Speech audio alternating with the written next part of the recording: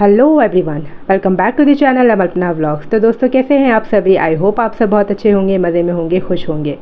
तो चलिए आज की वीडियो की शुरुआत ना पहले पूजा से ही करते हैं, क्योंकि कोई भी अगर अच्छा काम किया जाए उसकी शुरुआत पूजा से की जाए ना तो उसका जो आखिरी जो रिज़ल्ट आता है वो बहुत अच्छा आता है।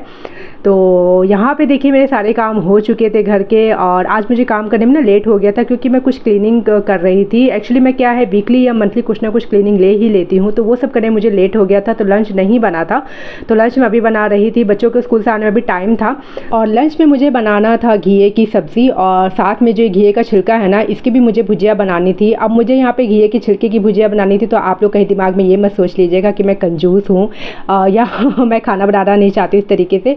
ये एक्चुअली मेरी ननद ने मुझे बताया था कि घिए की छिलके की जो भुजिया होती है बहुत टेस्टी बनती है, तो आज मैंने भी इसको फर्स्ट टाइम ट्राई किया। मैंने कहा देखो कैसे बनती है। तो यहाँ घिया मैंने काट लिया था। एक तो मुझे घिए की अलग से सब्जी बनानी थी और साथ में यहाँ भुजिया बनाना था, जो कि मैं आप लोग को पहले ही बता चुकी हूँ। तो यहाँ मेरा तेल गर्म हो गया था, कढ़ाई मैंने चढ़ाई थी, उसमें तेल गर्म हो गया। उसके बाद मैंने यहाँ जीरा डाल दिया था, और मैंने आलू यहाँ काट लिए थे भुजिया के शेप में, या फ्रेंच फ्राइज़ के शेप में बोल सकते हैं। थोड़े से पतले थे, तो वो काटने के बाद इनको अब आधा फ्राई करना था। उसके बाद ही मैं इसमें घिए की छिलके घिया का छिलका डालती। तो यहाँ देखिए एक तब मैंने कुकर में सब्जी चढ़ाई हुई थी और वहाँ पे आलू मेरे फ्राई हो रहे थे। तो आलू अब हाफ फ्राई हो चुके थे। उसके बाद मैंने इसमें घिया डाल दिया, और इसको भी मैंने करीब 10-15 मिनट अच्छे से भूनने के बाद ना इसमें हल्दी नमक डाल दीजिए, आप हरी मिर्च डाल दीजिए। और ये इतनी टेस्टी लगती है ना खाने में। मैंने फर्स्ट टाइम ट्राई की थी लेकिन मुझे बहुत अच्छी लगी। तो इसको आप दाल चावल के साथ खाइए, रोटी सब्जी के साथ खाइए, बहुत ही टेस्टी बनी थी। और यहाँ पे जब तक मेरा खाना रेडी हो रहा था ना, तो मेरे कुछ कंटेनर्स थे, ग्लास कंटेनर्स थे, जिनमें मसाले भर के रखती हूँ। तो काफ़ी टाइम हो गया था। काफ़ी टाइम के जब भी ये खाली होते हैं ना तो मैं इनको क्लीन कर लेती हूँ साथ के साथ। तो यहाँ पे मैंने सोचा यहाँ मेरी सब्ज़ी बन रही है, सारा काम हो गया, तो इनको भी मैं साथ के साथ यहाँ पे क्लीन कर लेती हूँ। तो इन सबको भी मैंने धो लिया था बहुत अच्छे से। और ये क्लीन रहते हैं ना तो और भी ज़्यादा मतलब किचन लगता है कि बिल्कुल एकदम ग्लो मार रहा है, शाइन हो रहा है किचन में। तो ग्लास कंटेनर तो रखने मस्त हो जाते हैं किचन में, लेकिन इनके टूटने का बहुत डर होता है। तो यहाँ देखिए यहाँ पे मेरा पराठा भी बन गया था। वैसे तो मुझे रोटी बनानी थी, लेकिन मैंने सोचा चलो पराठा ही बनाए थे। ये भुजिया के साथ ना पराठा बहुत अच्छा लगेगा, और घिए की सब्ज़ी। तो यहाँ मेरी भुजिया देखिए रेडी हो गई। इस तरीके से इसकी शक्ल लग रही है देखने में और शक्ल तो अच्छी ही थी, कोई ख़राब नहीं थी। और देखिए जब तक खाना रेडी हुआ तो बच्चे भी यहाँ आ गए थे, और बच्चे जब भी स्कूल से आते हैं ना तो मेरा थोड़ा सा मजाक करते हैं, थोड़ा सा प्रैंक करते हैं। तो आज देखिए इस तरीके से लोग आंख बंद कर रहे थे, पता नहीं क्यों उनका मतलब मूड होता है मजाक करने का कभी कभार। फिर उसके बाद बच्चों ने फ्रेश हो गए बच्चे, और मैंने उनको यहाँ पे खाना लगा दिया था। और एक चीज़ मैं आप लोग के साथ शेयर करना चाहती हूँ। अभी क्या है, फेस्टिवल का टाइम आ रहा है, तो घर की डीप क्लीनिंग चलती रहेगी, और साथ में हम होम डेकोर के सामान बाहर से परचेज करते हैं, या अगर हमें घर में खुद बनाना आता है तो हम घर में खुद DIY कर लेते हैं। तो मैंने भी यहाँ पे कुछ चीज़ें घर पे ही बनाई थी। एक तो मेरे पास पुराना टी कोस्टर था, उसका मैंने DIY किया था, और साथ में मैंने सोचा कि चलो मेरे पास बॉटल भी है खाली पड़ा हुआ, ग्लास बॉटल, तो इसका भी मैंने बॉटल आर्ट बनाया। बहुत ही अच्छा बना, बहुत ही ईजी और यूनिक बॉटल आर्ट था, जो कि मैं आप लोग के साथ शेयर करूँगी। और इस तरीके से मैंने इसको सजा दिया मोर पंख डाल करके, बहुत ही सुंदर लग रहा है ना टेबल पे। तो सेंटर टेबल पे इस तरीके से डाल दिया है। तो देखिए मेरा पुराना टी कोस्टर था। इसको मुझे पहले तो जैसों से मैंने इसको पेंट कर दिया। कोई भी अगर आप आर्ट करें ना, अगर आप उस पर जैसों से पेंट कर देते हैं तो आपका वो जो आर्ट है वो बहुत ही मतलब काफ़ी लंबे टाइम तक चलने वाला हो जाता है। उसमें से पेंट जो है ना वो जल्दी निकलता नहीं है। तो हमेशा आप जैसों से पहले उसको पेंट कीजिए।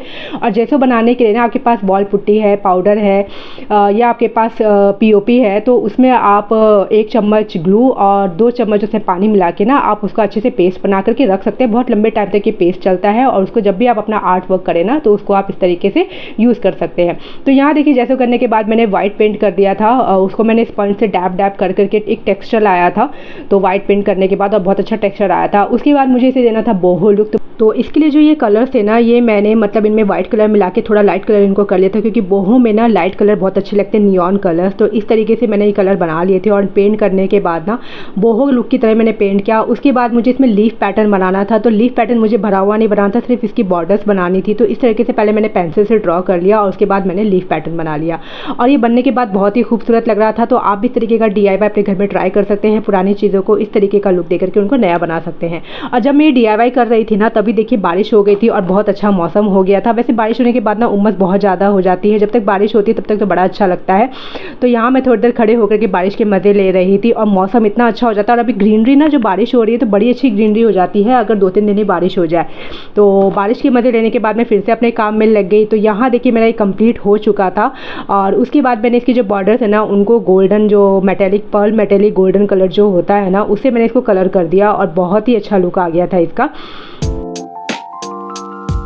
तो एक चीज़ का और ध्यान रखिए, जब भी कोई आप आर्ट वर्क करते हैं ना, तो उस पर आप वार्निश का कोट ज़रूर अप्लाई कीजिए। इससे आपका जो आर्ट वर्क है उसकी लाइफ बढ़ जाती है। तो देखिए कितना खूबसूरत लग रहा है ना ये।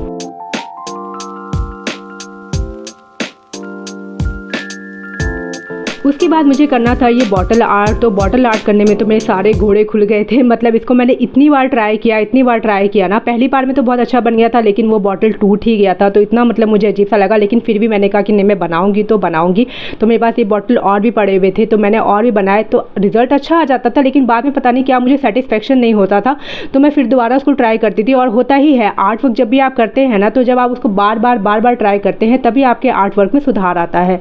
तो इस तरीके से मैंने उसको कई बार ट्राई किया, और ट्राई करके मैं थक चुकी थी, लेकिन फिर भी मैंने किया। तो मैंने करीब लगता है 10 बार ट्राई किया। तो 10वीं बार का जो मेरा रिजल्ट था वो अच्छा आया था। वैसे तो रिजल्ट हर बार अच्छा था, लेकिन मुझको सेटिस्फेक्शन नहीं हो रही थी। तो देखिए इस तरीके से मार्बल लुक बार आ रहा था, बहुत सुंदर लग रहा था, लेकिन एक मेरे मन को जो कहते हैं ना, जो अच्छा लगना चाहिए वो नहीं लग रहा था। पहली बार वाला बहुत अच्छा बना था, लेकिन वो बॉटल ही टूट गई थी, तो बड़ा अफसोस हुआ। लेकिन अभी मैं फाइनल बार बना रही थी। तो इसमें आपको क्या करना होता है ना, बॉटल आर्ट में आप कलर्स लेते जाइए लेयर बाय लेयर। जैसे भी आपको कलर लेने हो, जैसा भी आपको पैटर्न चाहिए, मार्बल का बहुत सारे पैटर्न्स होते हैं, कैसा भी कलर ले लीजिए।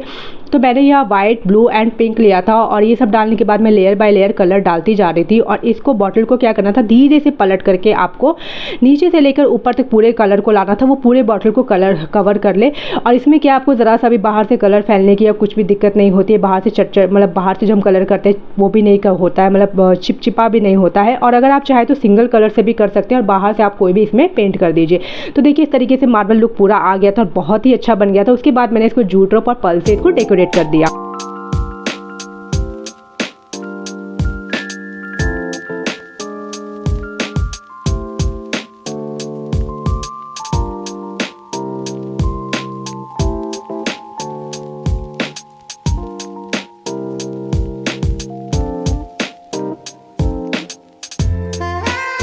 तो अभी शाम का टाइम था, अराउंड 4:30 to 5 o'clock हो रहे थे। तो इस समय जमुना का स्टडी करने का टाइम होता है, केशव का भी, और मैं वहाँ बैठ के अपनी एडिटिंग कर रही थी।